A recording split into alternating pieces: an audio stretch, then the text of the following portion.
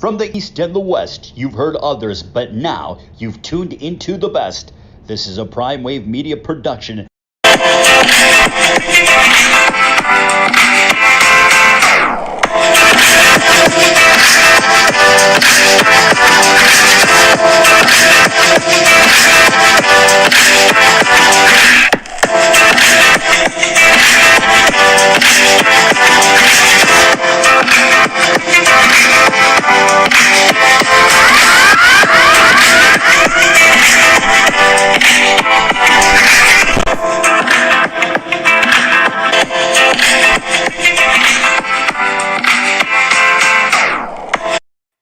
What's up, world? It's the one and only Pop DBIC, the Primetime Capper, and it is time for the premier sports betting show, the PrimeTime Angles Live. I'm feeling good. I'm feeling great. I hope you're feeling the same.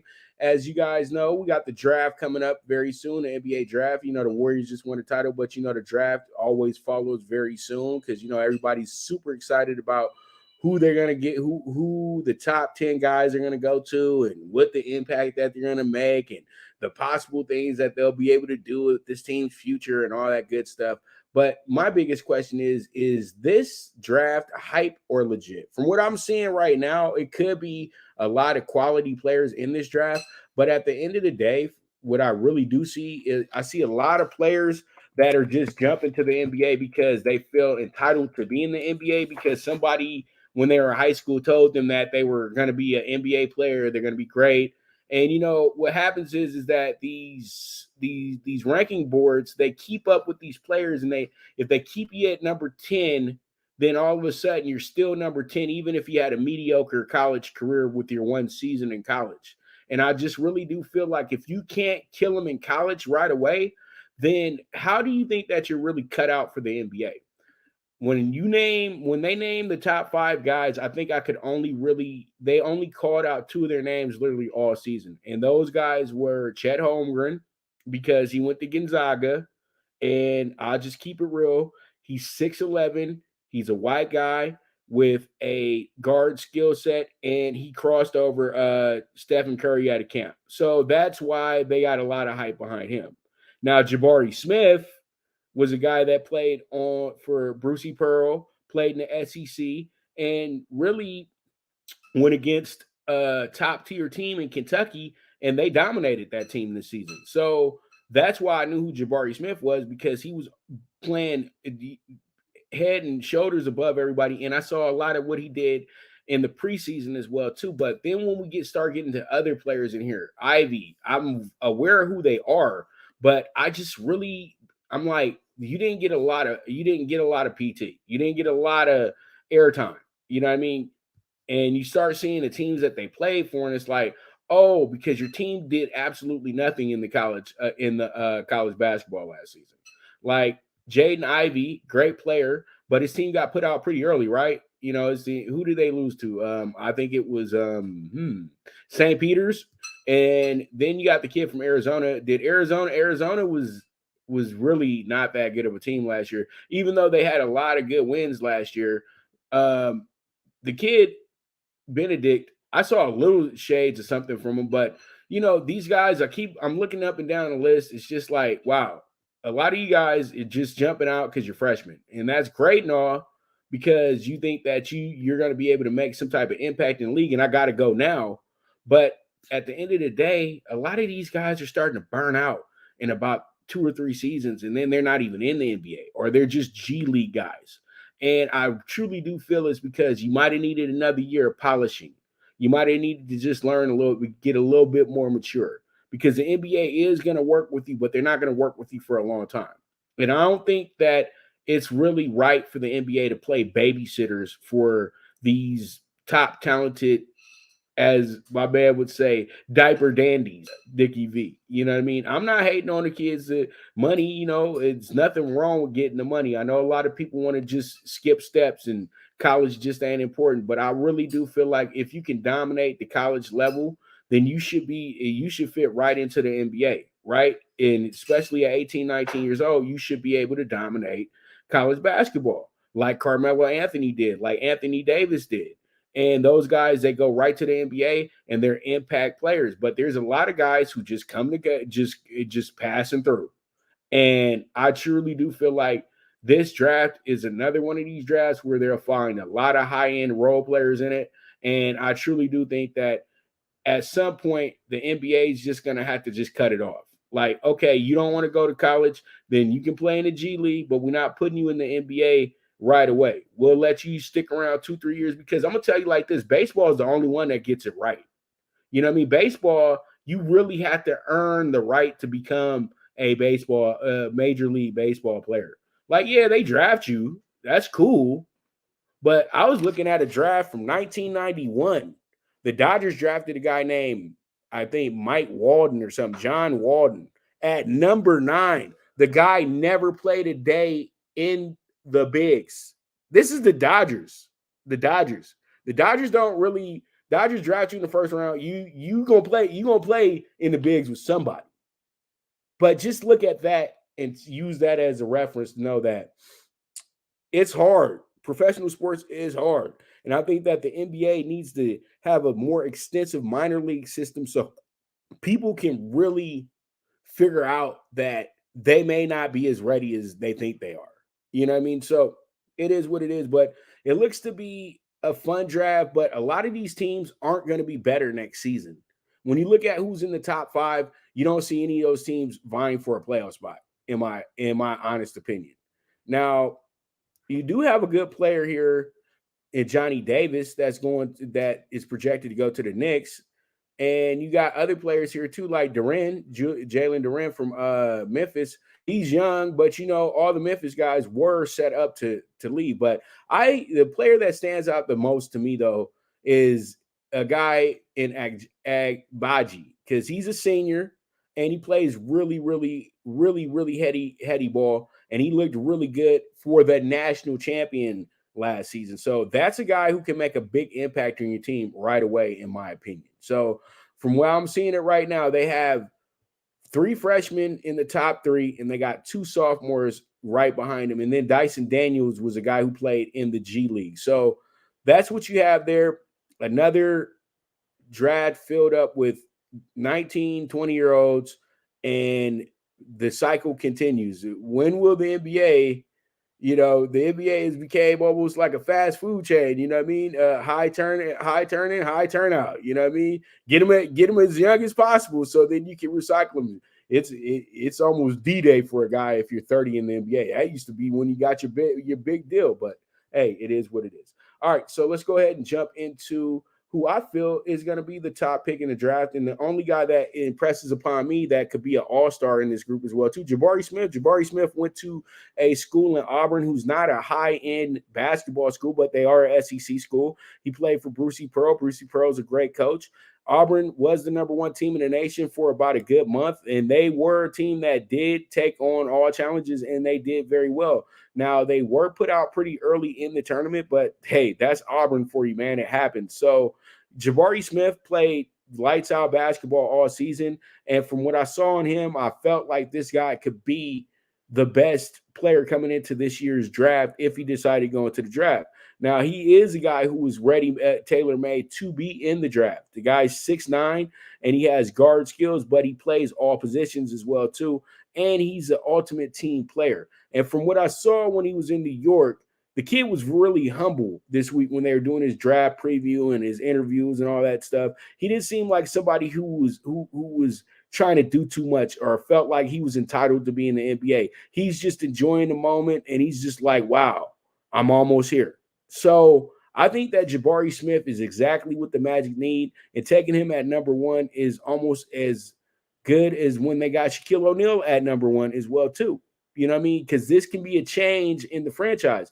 They have some of the better younger players in the league. A lot of people don't want to say that because Orlando doesn't win that much, and Orlando just is not attractive if they don't have, splashy players. And I think that Jabari Smith can add on to a team that does have a few flashy players. They just don't have, they just need to win a little bit more. And I think that the Magic are now putting themselves in a position to where they can win. And Cole Anthony's a great player. You got Isaac as well, too, another great player as well, too, there. So they're meshing, they're doing well. And I think that Orlando is on to something. I won't say that they'll reignite what Shaq and Penny did, but they're making their moves. They're making some pretty good steps and everything like that. So I truly do feel like this one is the right one right here. So you got to take Jabari Smith at number one. He's a much better player than Holmgren. Has a better window. I think that you get Jabari is probably an 8-9 time All-Star. Chet Holmgren is another guy that you just put a question mark by. You hope that the guy is still a feasible player in the next 5 years in the NBA because he doesn't have a lot of weight on him. And I know that basketball, you don't have to be a real bulky guy, but when you're 6'11", you need to put a little bit of muscle on you because if they can push you over at 6'11", a little running back, but he's a point guard like Derek Fisher, run you over all day long. He might take you to the block. So it is what it is. But the Magic do need to draft Jabari Smith, and I think that that's the right thing to do for this team. Now, let's go ahead and move on, talk about the new kid on the block here, Desmond Ritter. Desmond Ritter is a pretty good quarterback. And I said that he should have been the first quarterback off the board, but that did not happen. The quarterback that came off the board was the quarterback from Pittsburgh who went to Pittsburgh. But Desmond Ritter is a kid that played for the Cincinnati Bearcats, a team that went, 26-2 in his last 2 seasons there, or 26-1, whatever it was. They won a lot of football games. That's all I can say. And they didn't lose a lot. And this kid was like automatic offense right here. And he reminds me a lot of when Russell Wilson came in the league, 3rd round pick, and you're playing for a team that is making their transition at quarterback, but they're not necessarily sure if they're ready to move forward with getting a 1st round pick. They much rather see if they can get a guy that's a little bit on the cheap. I feel like Ritter will be a good quarterback for this season with the Falcons, and he's good for their future as well too. He's actually a guy who's mixed as well, so he can play to both sides, and that should work out pretty good in Atlanta. And Atlanta doesn't have a lot of expectations this season. They got rid of Matt Ryan. It's a total rebuild right now. Julio Jones is gone. When you look at that team, it's like, man, they were really good almost a decade ago when they were in the Super Bowl. You know what I mean? And most of those and all those players are gone now. And you wouldn't expect all of them to still be there, but it's almost like that whole crew just got ripped apart very quickly. And the Falcons are just looking for greener pastures again. And I think that this quarterback who can run and pass can be something huge for this team, where they may not win a lot of games, but they'll get a lot of moral victories. And once again, they'll be one of those teams that really mess up the bettors who think that, this team is a sure thing on a spread. I can see this team being a plus 10, plus 11, losing a game by 3, really messing up some things for people, and then winning a week and then knocking out everybody out the survivor pool. So, that's what type of team I see in the Falcons this season. And they can be led the right way by Desmond Ritter. And I think that this is a hell of a pickup right here. And they got him in the right round as well, too, because this wasn't a quarterback heavy draft either. So let's go ahead and move forward. Talk about a guy that a lot of us been calling for years, and this seems like it's going to be inevitable, but Mr. Sue is very interested in playing for the Raiders, and I think that if Sue comes to the Raiders, that will be the initial piece that they need to have a consistent defense. The defensive line was absolutely incredible at in those last 8 games of the season, especially in the interior.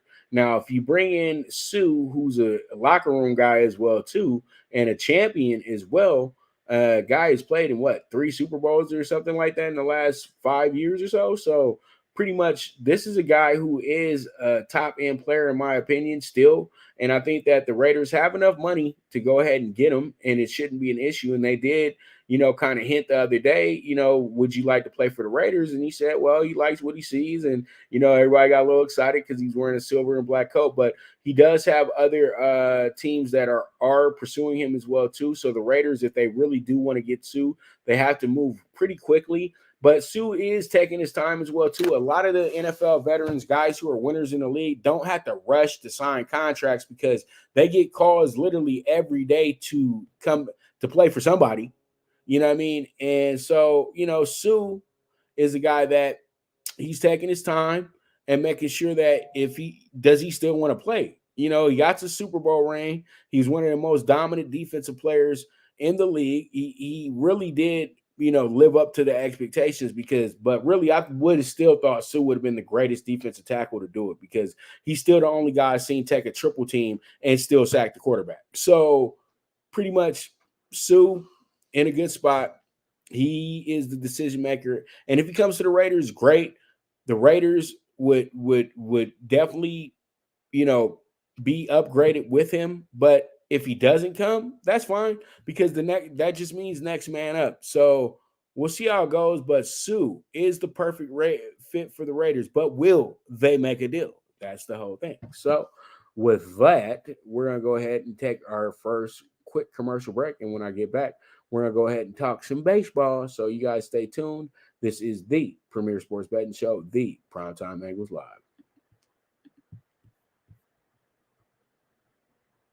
Good News Only Racing Club, led by the legendary Doug O'Neill, the trainer of 2 Kentucky Derby winners and I'll Have Another and Nyquist. Also trained 2-time Breeders' Cup champ Golden Sense, who are just a part of a long list of thoroughbred champions trained by Doug O'Neill. The Good News Only Racing Club has a young core of horses to look out for in Dennis's Celery, Irish Heatwave, and Notre Dame, just to name a few. Win the day every day with the Good News Only Racing Club, a proud sponsor of the NFL Bet Exchange.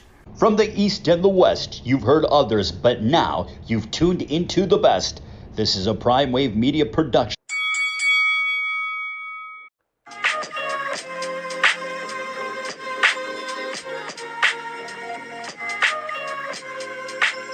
Tune into Big Wave Boxing every week with a brand new guest with the one and only Pop DiBiase, the PrimeTime Capper, getting the best boxing stories, best boxing angles, and the truth when it all comes down to the sweet science. Tune in to Big Wave Boxing on the Prime Wave Media channel on YouTube.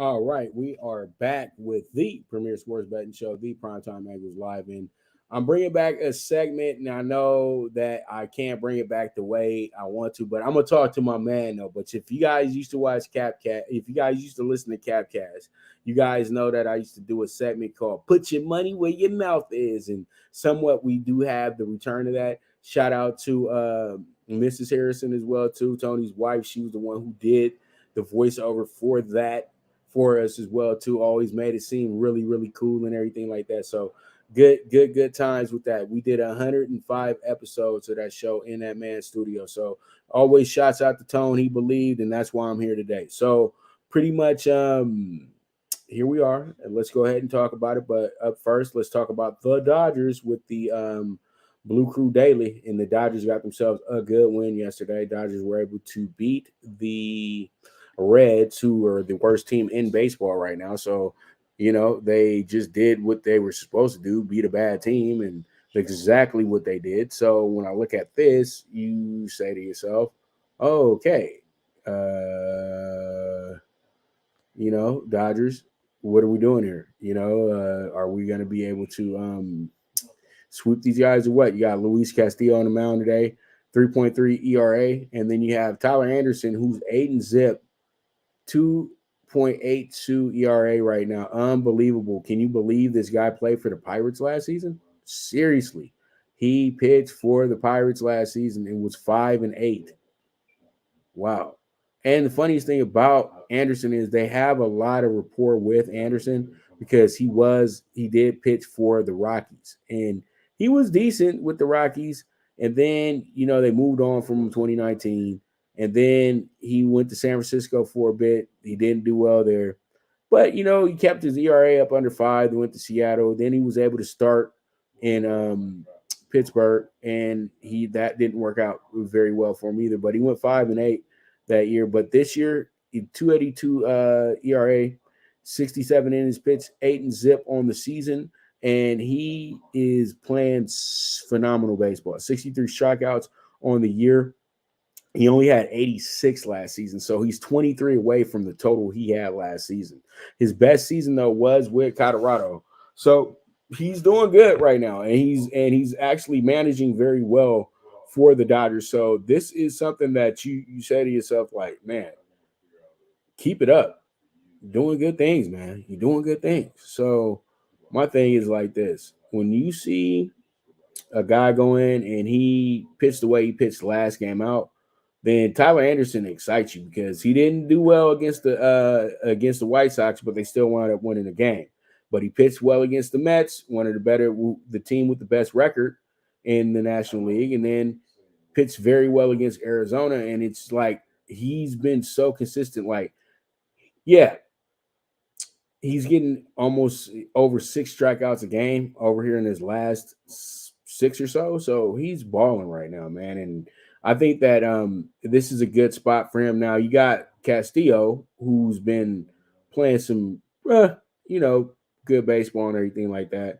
He'll probably be getting traded mid-season and things like that. But he got kind of dinged up in his last one. But he went 7 innings, only gave up 3 runs, 6 Ks. So he's been decent as well too. They just haven't won enough for him. Even though he hasn't had a decision in the last 2 games. So I'm looking at his numbers right now, and that seems like to be his season all season. So, he was their best pitcher a few years back, and he's possibly going to be their best pitcher moving forward as well too. But he'll probably be getting moved for some prospects soon as well too. So you have to put that into fruition. So when I look at the numbers of this game, the Dodgers were really good yesterday.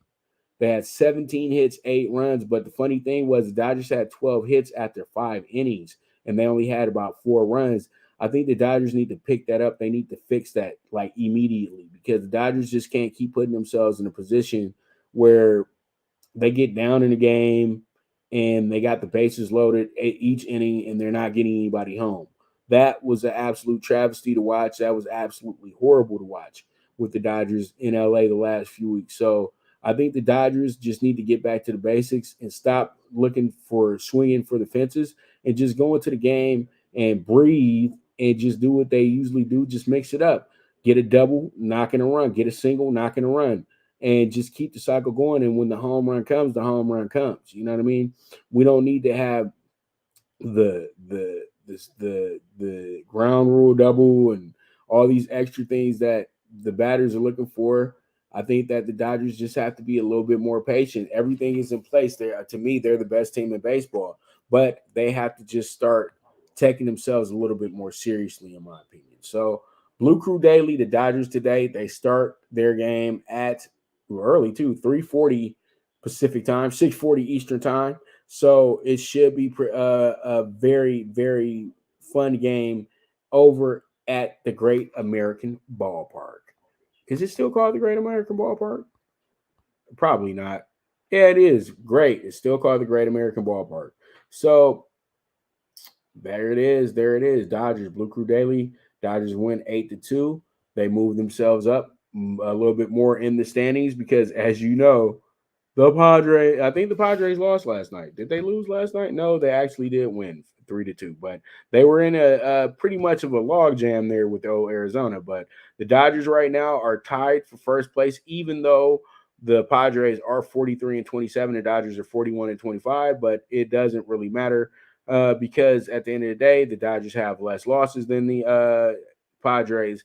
And to me, the Dodgers, man, they had a nice little lead over San Diego and San Francisco. They know what they got to do right now. They're going to have to get on a nice little tear, but they really just have to match up with these teams, and I think they'll be able to move forward from there. But it's looking good. The Dodgers 41-25, nothing to sweat about at this point.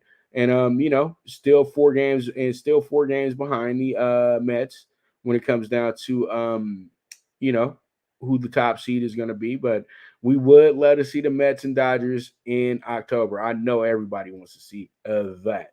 and then just go on there and just cop a subway, go to the Bronx, and go play the Yankees. That would be fun. The L.A., New York, just triangle. It would be a lot of fun. All right, so there it is. There it is. Okay, so let's move forward and let's get into. Well, it's kind of like put your money where your mouth is. So let's go ahead and talk about the game of the day. That's going to be the Cards and the Brewers. The Cards and Brewers are both vying for first place in the NL Central right now. They are deadlocked at 39 and 31 at this point. And yeah, winner takes all tonight for a moment. Winner is in first place all by themselves. Now, people have to understand is that they have a 9.5 game lead over the next team, which is Pittsburgh. OMG. Pittsburgh's in third place in the NL Central. Okay, stop everything you're doing. And the Cubs and Cincinnati are scraping by. Cubs 25 wins and 43 losses. And Cincinnati, a paltry, the worst record in baseball, 23 and 44. Well, the worst record in the National League. The A's hold the title of worst record in baseball at this point. But this is the game of the day, in my opinion. And I think that, these two teams are very important because at the end of the day, they're going to prove to be the biggest obstacles for, these up and come for these teams that are on top, like the Dodgers and the Mets. They really don't want to face off with a Central team when they have to have one of these type of square-offs for the rest of the season. It's going to be Cardinals, Brewers back and forth all year long, in my opinion. You know what I mean? When they lose 3 in a row, the Brewers will probably lose 3 in a row. So they're going to be going back and forth all year. So this game is going to be really, really significant today. And I truly do feel like with the two pitchers that they do have going in this game should be one of those games where everybody pretty much is going to be glued. You know what I mean? So I look at it and we have Adam Wainwright, the good vet. Everybody knows Adam Wainwright. He's been a part of pretty much all the recent Cardinals World Championships. He was a top pitcher in the MLB as well too. When they thought he was washed up, he actually started pitching so well that he helped the Cardinals sneak into the playoffs. So I love Adam Wainwright in this spot. Eric Lauer is a damn good pitcher as well too. So the pitching matchup is there. And, when you look at the numbers and everything like that, you got the Brewers, who are a better hitting team, but you have a team in the Cards that are still consistent at the hitting portion as well too. And they're pitching very well. So this game is a toughie, in my opinion. So I think that it should be a good one tonight, but this will settle up who's going to be in first place for at least a day. All right. So Cardinals, Brewers tonight, both teams 39 and 31. Let's rock out. Let's see how it goes. All right. So let's go ahead and move forward to our MLB Dog of the Day, and who the Dog of the Day is going to be. All right.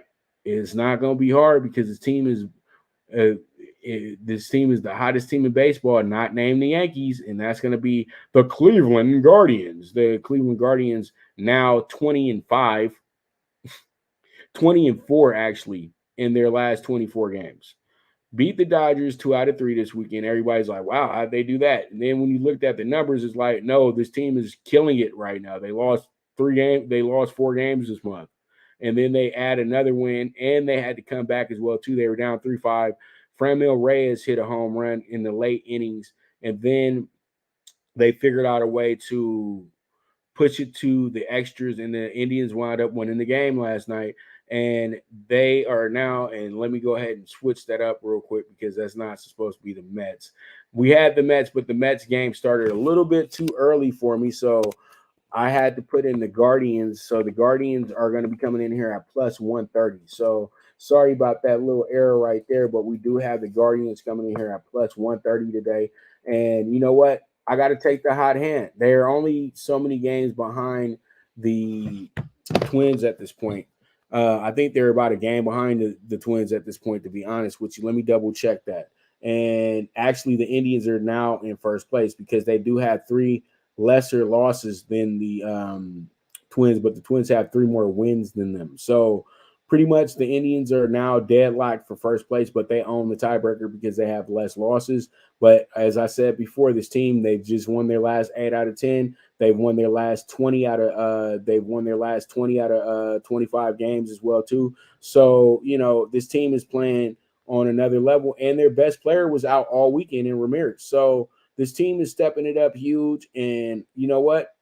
This could be a good year for the Guardians to go ahead and kind of shake up the system a little bit. But as well as the Yankees are playing this year, getting to the playoffs is like a championship trophy in itself for this team, in my honest opinion. So there it is. That's what we're doing today. We're going to take the Guardians with the plus 130 as our dog of the day. Woo, woo. You know what I mean? We used to have a dog skit, a little skit there too. So, kind of missed that as well. But it is what it is, and we move forward from there. Now, our best bet of the day resides in the Braves and Giants game, and I'm going to be very simple here. I'm not picking the winner for this game. What I'm going to do is I'm going to play the under 9 with the Giants and the Braves today. I think that Carlos Rodon is a pitcher that usually gets the games go over when Carlos is pitching, but today I think it goes a little different. He's with Charlie. He's going against Charlie Morton today. They had a big runs day yesterday with the Giants and the Braves game. The game ended with big numbers yesterday, from what I saw. I'm double checking right now to make sure I got the right score. But yeah, the Giants won 12-10 yesterday. So that was pretty big for the Giants. They did very well coming back after losing by 1. So is this? Let me see. I'm trying to check. Okay, and this is going to be, it looks like the last game of the series. Let me double check because the Dodgers are coming to town. Actually, it's going to be a 4-game series. They're playing early in the morning tomorrow. So the Giants coming into this one, they got Rodon pitching lights out. He's probably never pitched this well, not even when he was in Chicago. He's 6-4 right now, 2.84 ERA as well too. His ERA is usually way higher than that, and he has 91 strikeouts on the season as well too. Charlie Morton 4-3 on the year. He got the ERA over 5 right now, so 75 strikeouts. So this type of game, it kind of caters to where you would say over, but I think today the over will be over bet. So I'm taking the under here. I think the game winds up finishing up like 4-3 or something of that nature, or 4-1, something like that. They just stay under 9 runs today. And like we stay all the way under 9 runs. But if we hit 9, we get the push. So it is what it is at the end of the day. So there it is. There it is. So with that, we're going to take one more quick commercial break. And when we get back, we'll go ahead and talk those tickets. So you guys stay tuned. This is the Premier Sports Betting Show. The PrimeTime Angles Live.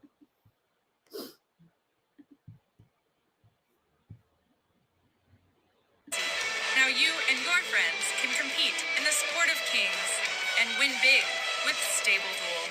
Get the app, pick your horses, and get in on the thrill of horse racing with daily games competing against other players.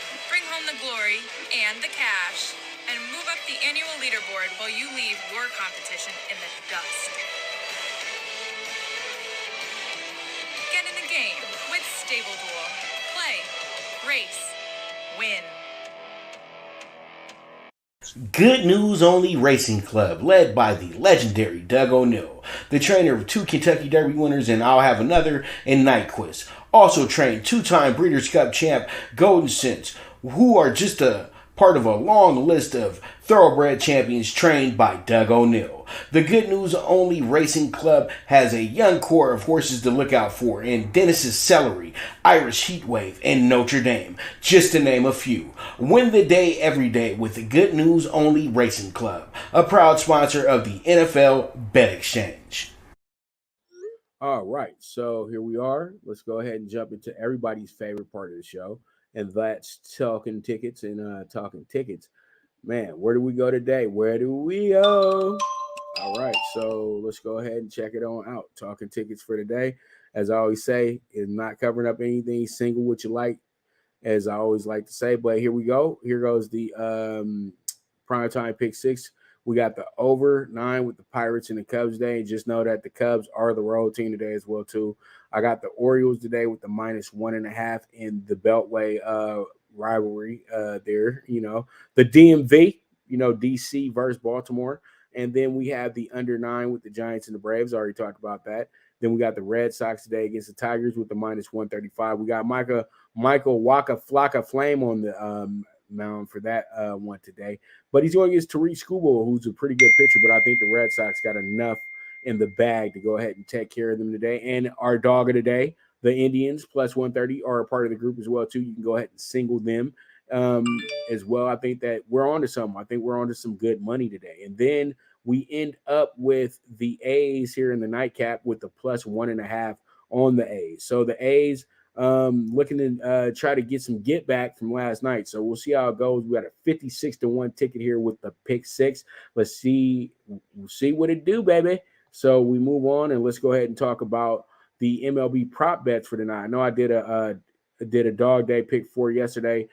We had a few games start this morning, so we had 4 games start really early today. So I want to make sure that I had this all the way correct. So I went ahead and did it a different way today. So I decided to go ahead and do some props on some games that, I might not be throwing out there to clients or to myself, just some games that I just, didn't want to do anything with.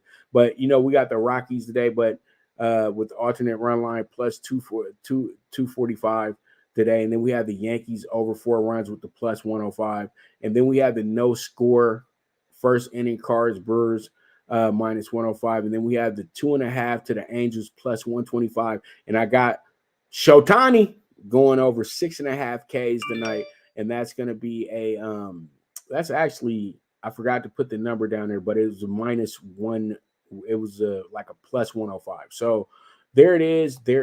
Those are our MLB prop bets for tonight. And I am looking forward to another great day of baseball as well, too. And let me run some scores for you guys real quick before we wrap this up. The Blue Jays right now in the top of the 7th are up 9-1. The Mets and Astros going at it right now, top of the 6th. The Mets are down 5-3 at this point, but they have runners on 2nd and 3rd with 1 out. And then you have the Phillies and Rangers just starting off, so that game is still 0-0. And the Diamondbacks and Padres are underway as well, too. That game is still 0-0 as well, too. So that's an update on what's going on in the MLB right now, score-wise. So there it is. I want to thank you guys so much once again for tuning in to the show today. And if you don't tune in, just watch the replay, share, comment, do what you got to do. Let's just get some numbers, dog. Let's just get the numbers. That's all I'm asking for. That's all we need to do, okay? So pretty much with that, this is going to be a wrap on another great show. So it is what it is. This is the premier sports betting show, the PrimeTime Angles, live with the one and only Pop DiBiase, the Primetime Capper. And as I always say, bet with your head, not with your heart. And the movement is moving, and I am gone.